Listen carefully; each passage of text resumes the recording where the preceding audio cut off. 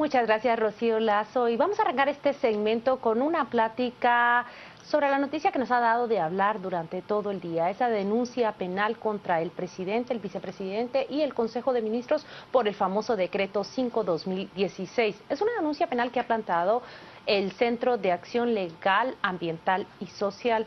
Quieren acusar al presidente para que responda por ese famoso decreto que ya ha sido derogado.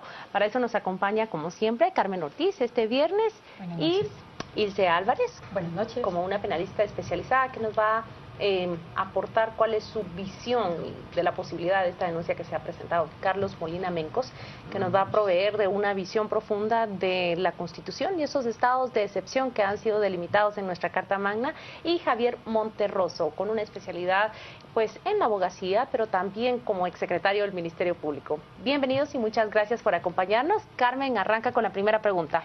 Claro que sí, vamos a empezar por las damas primero.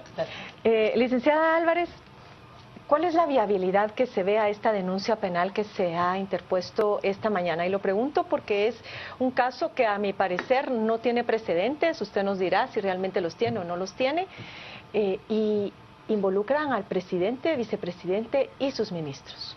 Buenas noches, a mí me gustaría empezar diciéndole que el público acá es el que nos va a dar su opinión al final de este foro de comentarios, pero la Ley Constitucional de Orden Público básicamente dice en el artículo 8 que este estado de prevención que fue decretado por el presidente y sus ministros no está sujeto a ratificación del Congreso. Eso es un primer paso que yo vería de una limitante de control de otro órgano del Estado sobre el fondo de lo que decidió el presidente en el primer decreto gubernativo que vimos publicado.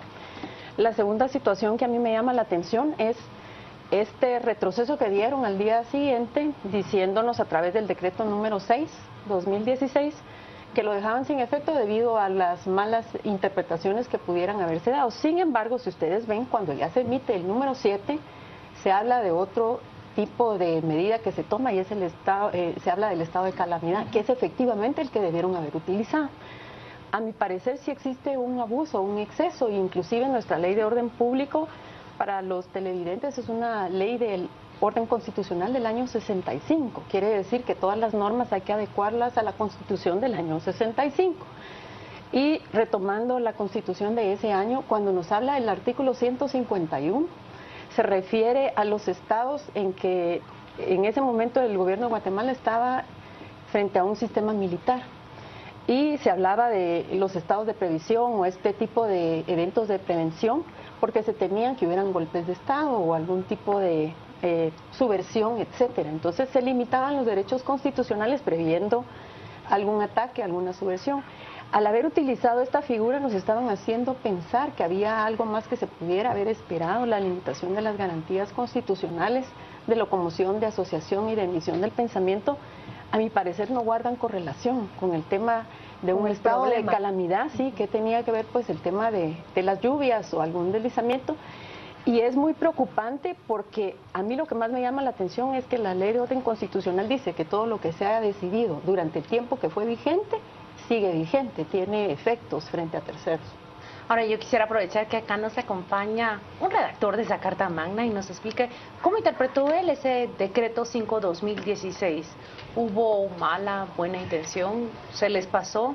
Alguno de los voceros dijo esas condiciones están ya escritas, son como una proforma y simplemente se pasaron así. No necesariamente. ¿Cabe eso? Lo que está escrito es los artículos que pueden ser suspensos o suspendidos, pero no no está obligado a suspender la totalidad de los artículos. En todo caso, el problema para mí del decreto original donde se pone el estado de prevención es que o hubo pésima asesoría o hubo muy mala fe de alguien. Una de las cosas que más me preocupa es que el decreto está firmado por el presidente y el vicepresidente en Consejo de Ministros. El vicepresidente nunca debe firmar un acuerdo. Si usted mira, es el presidente el que decreta el estado de prevención, no es el presidente en Consejo de Ministros. Al meter al vicepresidente ahí, si hubiese un delito, o si que para mí no lo hay, pero si hubiera cualquier acción, es contra los dos. Pero ya nos dijo entonces, para usted no hay delito. No. Y lo que Calas persigue es que se tipifique una conducta penal para que ambos sean procesados. Sí, ahora, ¿cuál va a ser la consecuencia? Que eso es lo interesante. Hay que procesar. Lo lógico hubiera sido procesar, si hubiera un delito, procesar al presidente y al Consejo de Ministros. Pero tomaría posesión el vicepresidente generando un nuevo Consejo de Ministros, o sea, nombrando un nuevo Consejo de Ministros. Es decir, que si aquí procede, nos quedaríamos con un vacío de poder. Así Usted es. comentaba antes de salir al aire casos como Estados Unidos, en donde prácticamente siempre hay esa separación por ley. Y en Guatemala siempre ha sido así. Es más, nunca se ha autorizado que el vicepresidente camine en el mismo vehículo o vuele en la misma aeronave que el presidente. Por esa razón, no se puede descabezar a un Estado. Claro, lo que nos está diciendo equivalente, así como se protege el poder, no permitimos que viajen en el mismo carro o en el mismo avión, no permitimos tampoco que firmen los mismos decretos. Claro, es que mire, si el decreto es bueno, no hay necesidad de que lo firmen los dos. Y si el decreto es malo, puede venir algo destructivo, es absurdo que lo firmen los dos. ¿Qué fue lo que ocurrió? ¿Una mala asesoría? ¿Una mala fe? ¿Falta de experiencia? Cualquiera de las dos cosas. Mire, o hubo una pésima asesoría y firmaron con desconocimiento craso de lo que estaban firmando, o está la mala fe de poderlo sacar a los dos en un momento dado, o de arrinconar al gobierno a ese Llevarlo a un desgaste a ambos. Javier, ¿tiene futuro esta denuncia que ha presentado Calas? Bueno, yo creo que el mismo artículo 138 de la Constitución establece que una vez terminada las que motivaron el decreto, las causas que motivaron el decreto, cualquier persona, dice el artículo, tiene derecho a deducir las responsabilidades legales procedentes por los actos innecesarios. ¿Ya? Actos innecesarios y medidas no autorizadas por la ley de orden público. Aquí vamos a ir a una interpretación. ¿Qué significan estos actos innecesarios? Es evidente que no había ninguna necesidad de restringir el derecho a la libre expresión. O sea, digamos, en ese sentido la Carta Magna sí faculta a una persona para exigirle al Estado, mire, ese es su estado de calamidad o ese estado de prevención, se excedieron, hicieron actos innecesarios. Creo que la responsabilidad de este decreto gubernativo mínimo tiene que provocar la destitución inmediata del secretario general de la presidencia, de los asesores legales, todos los asesores legales de la presidencia, definitivamente, y de la vicepresidencia principalmente, porque no es posible que un asesor no le diga al vicepresidente, señor, usted no tiene que firmar esto.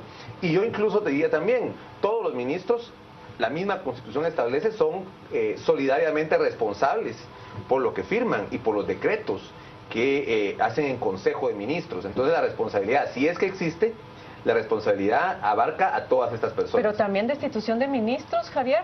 Es que no estamos hablando todavía de destitución. Ah, perdón. Sí, como estabas hablando de destitución de en el tema asesores. legal. Ahora, la responsabilidad penal ya.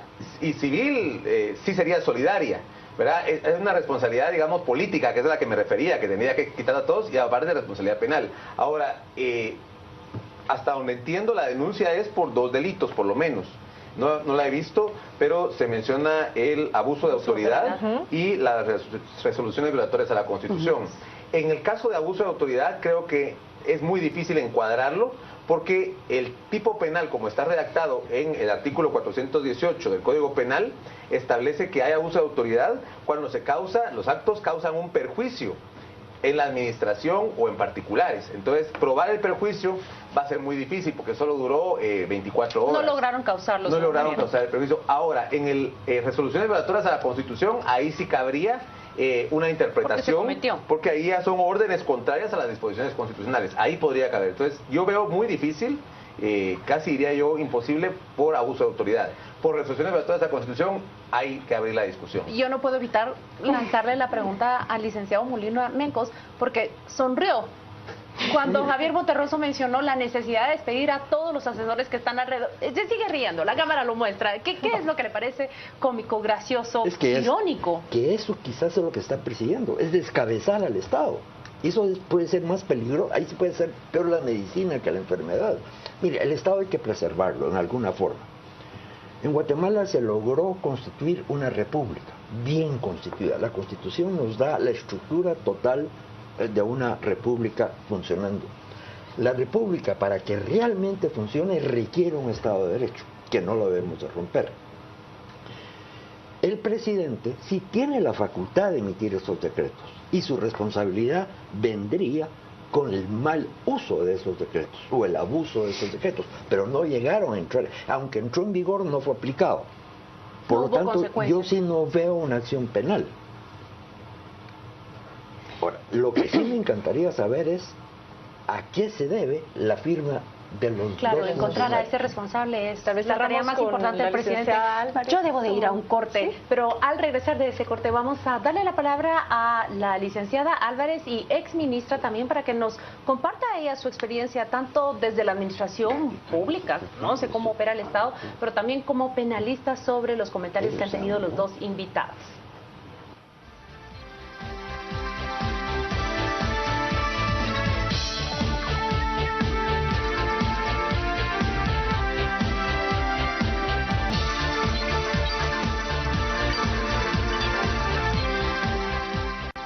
Volvemos de la pausa y le damos la voz a Rocío Lazo para que nos cuente qué es lo que ustedes comentan a través de las redes sociales. Usted sabe que para nosotros su opinión es lo más importante, así que esperamos todos sus comentarios a través de nuestras redes sociales y le presentamos nuestro tema en pantalla. ¿Qué opina sobre la denuncia penal contra el Ejecutivo por el estado de prevención? Armando Huer nos dice, me parece muy conveniente luego de los problemas que sus familiares tuvieron.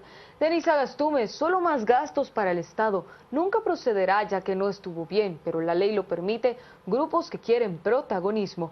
Luis Fernando Gatica, que ojalá prospere. Morales debe aprender a no jugar con fuego, porque se quemará. Ya no somos los de antaño. Recuerde participar con el hashtag a las 8:45 para que todos sus comentarios salgan al aire. Claudia Carmen. Muchas gracias, Rocío Lazo. Y habíamos quedado pendientes de escuchar los comentarios y las observaciones de Ilse Álvarez, que nos acompaña. Carmen, ¿quieres preguntar, sí, bueno, en seguimiento a lo que mencionaba ya el licenciado Monterroso y también el licenciado Molina Mencos, la responsabilidad de los ministros y qué escenarios son los que se perfilan en ese sentido. Yo creo que no comparto la opinión del licenciado porque... en el sentido de que yo sí creo que en algún momento sí va a tener vialidad este antejuicio, debido a que sí podemos establecer que con la entrada en vigencia del decreto gubernativo 7/2016, el propio Ejecutivo reconoce que se equivocó en la forma de planteamiento y en el uso de la ley de orden público, es decir, no solo fue al dejar sin efecto el decreto 5, el de prevención, sino además haber utilizado el que correctamente correspondía desde el principio. Sí hubo un uso innecesario de suspensión de garantías constitucionales que no guardaban relación con el efecto esperado. Si ellos querían hacer compras por excepción y, por ejemplo, ¿por qué abarcar todo el territorio nacional? ¿Por qué todas las garantías de locomoción, emisión de pensamiento y de libre asociación? Es decir, que no había proporcionalidad con el problema que ellos querían atender. Inclusive la ley de orden público nos dice que como el estado de prevención no es sujeto de fiscalización del Congreso, solo nos cabe un amparo. Y en este sentido ya habíamos visto al procurador que había amenazado que iba a presentar el amparo y al ver que el Ejecutivo dio marcha atrás dijo, bueno, ya no se hace innecesario, lo felicitamos por haber retrocedido en esta decisión. Pero yo creo que el mismo decreto gubernativo 7/2016 es una muestra de que se usó la forma legal distinta, que no procedía. Inclusive si vieron en este nuevo decreto tuvieron el cuidado de no poner en problemas las garantías constitucionales de los guatemaltecos. ¿Y qué tipo de sanciones se esperaría en este caso para los ministros? Yo comparto que eventualmente pueden ser destituidos de sus cargos. Debería empezar la investigación. ¿Quién fue el que promovió el hacer este tipo de decreto gubernativo? ¿De dónde vino la iniciativa? ¿Quién lo propició? Inclusive nosotros vemos que salió publicado el día lunes cuando ya el presidente estaba pensando irse a Nueva York. Entonces es un tema muy delicado que hay que investigar en el fondo.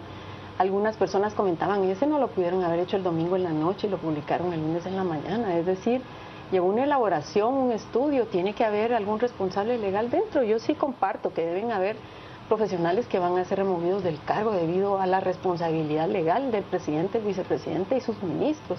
Bueno, es un tema muy delicado. Sí, nosotros aquí tenemos a abogados y juristas. Si fuera un tribunal, sabemos cuál es la suerte que correría esta denuncia, 2 votos a favor y 1 en contra. Yo quiero darle la palabra al licenciado Molina Mencos porque quiero preguntarle, cuando usted escucha el razonamiento de sus compañeros, de sus colegas, ¿cree que ¿Esto puede llegar a fondo? ¿Puede trastocar a la administración pública espero tal como realmente está? que no, porque esto nos puede llevar ya a un cambio total de gobierno mediante lo que obviamente es un golpe de Estado técnico, porque para ahí se puede plantear.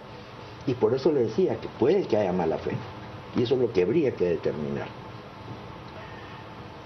¿El hecho de derogarlo y aprobar uno nuevo no minimiza los efectos de esta denuncia? Para mí sí, por eso le digo. Yo no soy penalista y no me atrevería a calificar si hay o no hay delito. Lo que indiscutiblemente hubo es un gravísimo error provocado por un decreto totalmente fuera de lugar. Pero el presidente sí estaba facultado para hacerlo. Ahora, al hacerlo en Consejo de Ministros, estaba cumpliendo con la ley. Al meter al vicepresidente es donde a mí me preocupa todo, porque ahí sí iría todito el gobierno. Anoche hubo un editorial de don Oscar Clemente Marroquín en La Hora, genial, que los asesores no llegan a tener 2 dedos de frente. Y eso es lo que está pasando. Ahora, el problema es que ya estamos en una crisis, hay que salir de esa crisis. ¿Cuál es la vía de salida, Javier? Bueno, lo que corresponde es que la Corte Suprema de Justicia conozca la denuncia. En este caso, por ser denuncia contra el presidente y el Consejo de Ministros en pleno, tiene que la Corte revisar si la denuncia es realmente sustentada o si responde a motivos espurios, políticos. Yo creo que en el caso de, como repetí, en el caso del abuso de autoridad lo descarto, pero las resoluciones violatorias a la Constitución no necesita que ésta afecte a una persona, sino que solo que sea contraria a la Constitución. Y en ese sentido es donde sí el presidente pudo haber abusado de su capacidad. Es cierto, se le da la facultad para decretar estados de prevención, pero no para restringir libertades arbitrariamente. La arbitrariedad que se da en el uso de una potestad es la que puede provocar este tipo de crisis. Ahora, ¿qué corresponde? Yo decía, despedir a todos los jurídicos de la presidencia, porque ellos son los que hicieron este entuerto. Ahora, a los ministros, al presidente y al vicepresidente, será la Corte Suprema la que decida, y después el Congreso de la República si tiene con lugar un eventual antejuicio o no.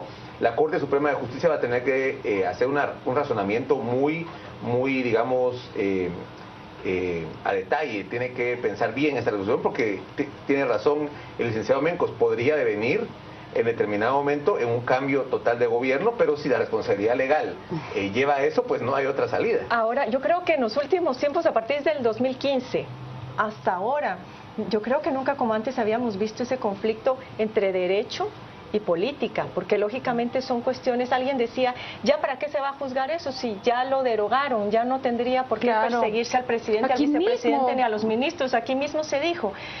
Y bueno, hay que hacer aplicar la ley. Uno entiende que en el marco institucional del Estado de Derecho pues tiene que aplicarse la ley. Pero todas estas decisiones tienen implicaciones políticas. Al final, ¿qué es lo que finalmente pesa?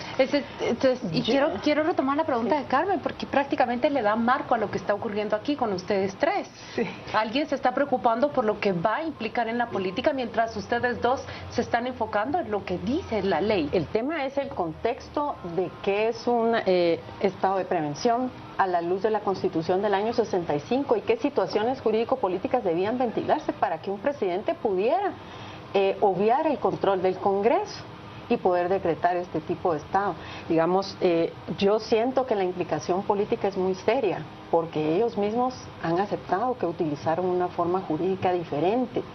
Y no sabemos en realidad qué hubiera pasado si las personas no hubieran protestado, si la prensa no hubiera salido digamos a la palestra a decir están violentando nuestro derecho de comunicación, si las personas no hubieran acusado me están limitando mi derecho de locomoción innecesariamente, habiendo el paso a que fuera en todo el territorio nacional sin haber explicado realmente cuál era el fondo de la situación. Y hay algo que a mí me interesaba mucho. Esta ley es muy antigua, sin embargo habla en alguno de sus artículos y dice que la publicación de este decreto es obligatoria, pero además el presidente debe inmediatamente por todos los medios de comunicación empezar a socializar qué es lo que está haciendo. Debió socializarla. Y no lo hizo, o sea, hay una omisión en un cumplimiento de la aplicación de este decreto. porque lógicamente no todas las personas leen y escriben, muchas oyen radio, otras no hablan idioma español. Entonces, ¿cómo saber yo que vivo en el Quiché, no hablo español, que me ha limitado mi derecho constitucional?